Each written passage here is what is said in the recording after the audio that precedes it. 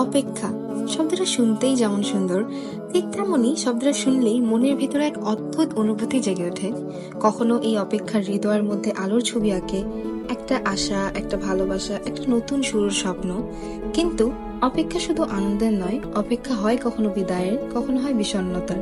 কখনো আমরা অপেক্ষা করি কেউ ফিরে আসবে বলে, আবার কখনো অপেক্ষা করি নিজেকে হারানোর জন্য।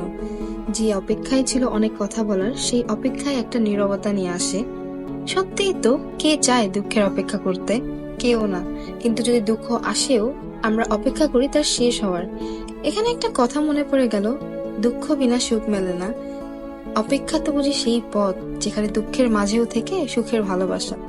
এখন আমি বসে আছি একটা প্রকৃতির মাঝে, হাতে একটা বই, শাড়ি পরে, চোখে শান্ত ছায়া, এন্ড ভাবছি অপেক্ষা হলো এমন একটা গল্প যে একলা থাকা মানুষের অন্তরে লিখে যায় অনেক কবিতা, কখনো আশার, কখনো বিদায়ের, কিন্তু সবসময় গ্রহণযোগ্য, সবসময় সুন্দরভাবে নেওয়ার মতো একটা সত্যি।